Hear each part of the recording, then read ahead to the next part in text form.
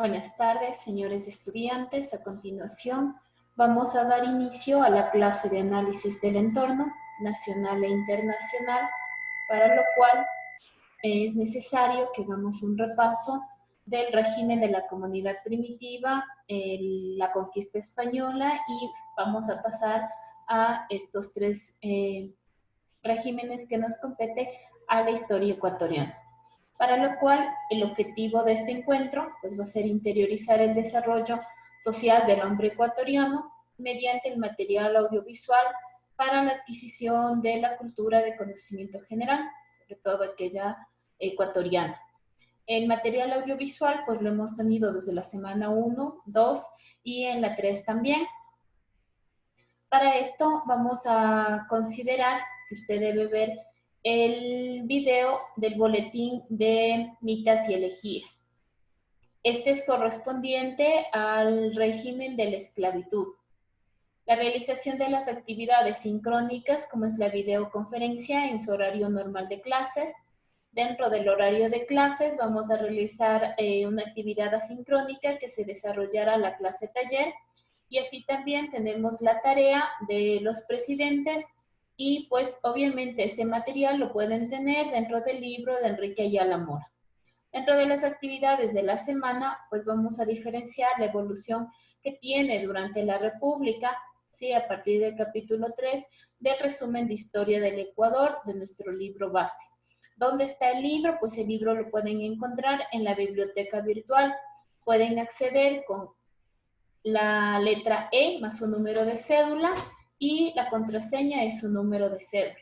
Eso está habilitado ya para todas las materias, y en la biblioteca tienen más de 80,000 libros que pueden acceder. Ahí está nuestro libro base, que lo pueden descargar o leer en línea. Obviamente, si desea ampliar la asignatura, pues perfectamente usted lo puede hacer con cualquier otra fuente bibliográfica. Dentro del esquema general hemos ido desarrollando la historia en distintos periodos y distintas etapas. Pues desde 1808 hasta 1830 hablamos de la independencia y la época colombiana. Dentro del contexto internacional, pues hablamos del proyecto bolivariano y el Distrito del Sur. ¿Qué es el Distrito del Sur o proyecto bolivariano? Pues obviamente el gran sueño de Simón Bolívar, que es el tener una sola nación y el tener un solo estado. Estamos hablando de la Gran Colombia, o la idealización y la conformación del llamado Distrito del Sur. Así también tenemos desde 1830 hasta 1960, dentro de algunas etapas y periodos. Eso lo puede usted ver dentro del Manual de Historia del Ecuador, toma 2, Enrique Ayala Mora. De hecho, el cuadro es tomado de allá. Y hablamos del Proyecto Nacional Criollo, la fundación de la República. Estamos hablando de 1830, después de la firma de la Carta Magna en Riobamba, y pues obviamente la conformación de la República. El Proyecto Nacional Mestizo, ya estamos hablando de lo liberal, y el Proyecto Nacional de Diversidades, las crisis que tenían en base a los distintos presidentes que tiene o se tiene el Estado ecuatoriano, y eso lo vamos a ver en el tema de la República. En el primer periodo, pues hablamos de el Estado independiente. Aquí hay un antes de este primer periodo. Después de la evolución del hombre a través de las distintas etapas, como es el hombre recolector, la agricultura de subsistencia, la agricultura de excedentes y el gran incario, pues hablamos de la conquista española, un hecho que cambia la historia de los ecuatorianos, y obviamente gran parte de las raíces que muchos de nosotros tenemos a partir del mestizaje, pues nace de la conquista española y esta fusión entre varios pueblos, culturas, religión, entre otras. A partir de allí, una vez que los españoles logran su objetivo, que era el conquistar las tierras de América del Sur, pues empieza una época bastante cruenta para el pueblo ecuatoriano. Pueden ver ustedes en el boletín de mitas y elegías claramente cómo surge este periodo de la esclavitud. Recuerden que la esclavitud en el régimen incario, aquellos que seguían al Inca, era un honor pues servirle al Inca, e inclusive muchos se mataron y murieron después de que Atahualpa murió creyendo que iban a luchar en el más allá al lado de él. Para ellos era un honor morir al lado de quien era su guerrero o quien lideraba la conquista española. Y pues los demás jefes o líderes que tenía el Incario los aprendieron acá en Guápulo, un lugar muy conocido de Quito. Era la hacienda, de hecho la iglesia que aún se conserva, que está a minutos, 5 o 10 minutos de Quito. En Guápulo, pues, Aquitumbe, que era uno de los tenientes, si es que así se lo quiere decir, de Atahualpa, lo apresaron y en medio de la plaza le cortaron los testículos y le hicieron caer hasta que le hicieron caminar hasta que caiga desangrado. Era muy común en este régimen que los castigos se los haga en la mitad de las haciendas. Si ustedes pueden ver, aquí en Chillogallo hay todavía la Hacienda del Carmen, o también está la casa de Manuela Cañizares.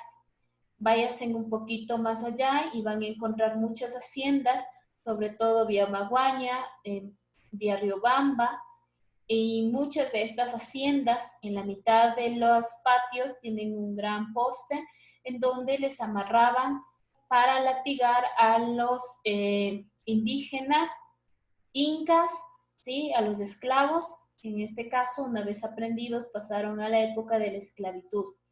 Muchos los azotaban y en medio de estas plazas pues hacían ver qué les pasa si no hacían caso a las órdenes de los españoles. También dentro de estas prácticas podíamos ver que los amarraban a nuestros indígenas, nuestros incas, a los caballos y les hacían al caballo que vaya galopando por los montes. Cuando regresaban, obviamente, pues morían despellejados. Tumbes, que era uno de los leales soldados de Atahualpa, pues también fue azotado, fue rellenado las heridas con ají y sal, y muchos de estos, pues al ver esta crueldad o estos españoles tan crueles, pues no les quedó más remedio que servirles. Para esta época de la esclavitud, del régimen de la esclavitud, pues hablamos también el papel que juega la iglesia desde entonces. La iglesia cristiana o aquellos que dicen, o bueno, ahí los decían, algunos curas creyéndose dioses parecían diablos. La iglesia de aquel entonces era una iglesia que llegó pues con represalias y una forma de someter a los indígenas fue a través de la religión. Lamentablemente, hasta ese momento, y si usted vio y ve el video del boletín de elegías, pues dicen que no enseñaron que Dios era hermano del hombre, sino que tenía que servir a este. En esta etapa es necesario ver las características. Primero, en la esclavitud es una forma de sometimiento de una persona a otra, donde en este caso el amo es el español y el esclavo es el inca. Hay 0 derechos humanos. Un perro vale más que el mismo indio, y aquí hay un dato curioso también, el tema del pueblo afro. El pueblo afro no era originario de Ecuador, al contrario, el pueblo afro viene en una de las embarcaciones de los españoles en calidad de esclavos. Una de esas embarcaciones naufraga en Esmeraldas y por un largo tiempo el pueblo afro vive o habita en la Amazonía. Después de largos años pasa a ocupar lo que es Esmeraldas y lo que es el Valle del Chota. Pero hay 2 tipos de pueblo afro, tanto los africanos como los nigerianos. Si podemos ver, a pesar de los dos tener una tez afroamericana, pues vemos que las características, unos son más altos, su tez más oscuro, tienen marimba, pues también tienen como adoración algunas religiones, como San Martín. Tenemos el otro pueblo que está ubicado en el Chota, pues obviamente, a ver, el de Esmeraldas, pues es más delgado, su traje es blanco y es la marimba. Y del Chota, pues tenemos que son más anchos, su tez es más oscura, pues, y obviamente tienen tanto su cultura y su entorno social es diferente. Este pueblo que vino en calidad de esclavos, también pues tenía menos valor que incluso los campesinos, incas o indígenas. Pasa a ser la mayoría del pueblo. En este régimen podemos ver que surge en gran parte en lo que cuenta en la obra de Jorge Casa, el Guasipungo. Las revueltas que empiezan a ocasionar el pueblo indígena, cansado de abusos, de azotes, de maltratos, empieza a rebelarse contra los españoles y muchos con ayuda de algunos otros sacerdotes, porque Quito, Ecuador, fue creciendo en el tema de los obrajes y las mitas. Siempre se reconoció que el pueblo inca tenía excelentes técnicas de agricultura. Así también tenía hermosos telares y el tema de hábiles artesanos.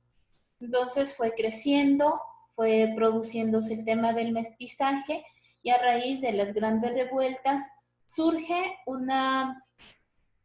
otro régimen, que es el régimen del feudalismo. Yo les indicaba que busquen el feudalismo no europeo ni español, porque el feudalismo se da a nivel mundial, toma o empieza o inicia con gran fuerza en Europa, ¿sí? Y también en España, con la caída de la Gran Corona. Y ahí hablan en los textos a nivel internacional del feudo, del vasallo y del vasallaje. Nosotros acá en el Ecuador, pues lo que podemos decir es el español, el indígena, ¿sí? Y el pueblo afro. Hay una característica esencial del régimen feudal, que es la pirámide de clases sociales. Empieza a darse este despunte en función de el nivel de producción y el nivel de industria de artesanía, industria artesanal o el despunte de la agricultura y la industria. A pesar de que es una industria simple, bastante rústica, empiezan ya a ver las diferencias en clases sociales. Si más bien en el Ecuador no hubo un rey, de hecho se servía la corona, pero a través del virrey, que era quien encabezaba la punta de la clase social del Ecuador. El virrey, estaban los españoles, los cleros, curas, los sacerdotes, los terratenientes, los campesinos, indígenas o incas, que es lo mismo, y el pueblo afro. Así es como se conforma este régimen feudal. Hay algunas características que resaltar del feudalismo, como es el caso de que en el régimen feudal existen o por lo menos se logra el derecho a la no pena de muerte. Entonces, ningún hacendado podía matar, entre comillas, al indígena. ¿Por qué entre comillas? Porque pasaron muchísimos años para que se logre consolidar este derecho que lograron el pueblo indígena a través de las revueltas. Lograron también un día libre a la semana, que era el día domingo. Pero no era el día para irse a jugar fútbol, para irse a jugar vóley, para irse de paseo. No, era un día en el que tenían que ir obligatoriamente a la iglesia y tenían que diezmar. Y si no tenían para diezmar, pues tenían que dejar un cuy, una guayina, un conejo. En el peor de los casos, tenían que dejarle a la esposa, a la hija, para darle servicio a los sacerdotes, lavando la ropa, cocinando e inclusive servicios sexuales. Este régimen resultó igual tan cruento como el régimen de la esclavitud, pero fue desarrollándose, fue progresando hasta llegar a la revolución de los estancos y la aparición de los criollos. ¿Quiénes eran los criollos? Aquellos hijos de nobles españoles y mestizos, ¿sí? Surge una figura que es un ícono dentro del Ecuador, pues uno de los personajes con los que nacen los ideales de la independencia. Hijo de Manuel Chusik, un abogado, periodista, médico, escritor, el Eugenio Espejo, quien tuvo que cambiarse de apellido y de nombre para poder estudiar. Él nace y mira pues todo lo que sucede en su entorno y lo cruel que resulta para los ecuatorianos, para los indígenas, para el sobrevivir dentro de este dominio español. Y a través del periodismo y los primeros panfletos que logra enviar a través del primer periódico que circula en la ciudad de Quito, Primicias de la Cultura de Quito, pues logra incitar a la revolución o las revueltas que se dan en la ciudad, junto a muchos otros notables, y aparecen las tres Manuelas, Manuela Sáenz, Manuela Cañizares y Manuela Espejo, hermana de Eugenio Espejo, ¿sí?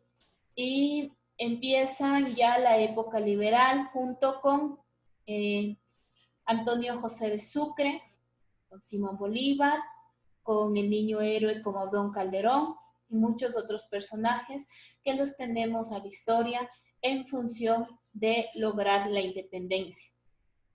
A pesar de que el video que ustedes tienen en el material dice que el primer grito de la independencia la damos los ecuatorianos, o también dice Quito, luz de América, pues déjenme decirles que no es así. La primera independencia la logra Haití. Lamentablemente, los haitianos, al ser un pueblo afro y ganar la independencia ante los europeos, ante los franceses, perdón, hace que desconozcan la victoria rotunda que tuvieron para poder independizarse y no reconocen a pesar de haber ganado su independencia. Tal vez por eso, en la historia o los videos que ustedes ven a nivel nacional, dice Quito, luz de América, y que nosotros somos los primeros. Pero les invito a leer la literatura internacional y claramente quien logra la primera independencia es Haití. Y finalmente, después de las revueltas, de la no conformarse, el sueño de Bolívar en función de crear la Gran Colombia. Imagínese usted y póngase a pensar qué sería de nosotros si realmente fuéramos un gran país. Posiblemente si hubiéramos dejado el regionalismo, porque incluso Ecuador inicia con una deuda externa adquirida por financiar la independencia de Perú. Nosotros nos conformamos como como un estado ecuatoriano con una deuda por pago de la independencia de Perú. Lamentablemente, cuando tenían que repartirse la deuda de las independencias, Juan José Flores, preocupado por muchas otras cosas, no envió a los delegados a Ecuador y acabamos con la deuda más alta, los ecuatorianos. Y esa deuda era la independencia peruana que pues ellos en una reunión en Brasil pues la desconocen y se la carga al rubro ecuatoriano. Pues desde que se inicia la República del Ecuador, a mi parecer, no sé ustedes, primero iniciamos con un presidente de origen venezolano, de régimen militar, quien sigue dando el gran apoyo y sustento pues a las tropas militares y obviamente a los nobles o notables de aquel entonces. Quien estaba destinado a ser el primer presidente del Ecuador era Sucre, lamentablemente murió en una emboscada, misteriosamente, y pues queda al mando Juan José Flores. En 1830, después de firmar la Carta Magna en Riobamba, surge la República del Ecuador. Hasta aquí vamos a ver la clase de hoy. Les invito a leer un poco los periodos en los que se van desarrollando todo esto en cuanto a la historia que les acabo de resumir en algunos minutos. Nos veremos en la siguiente clase y despejaremos las dudas que ustedes tengan.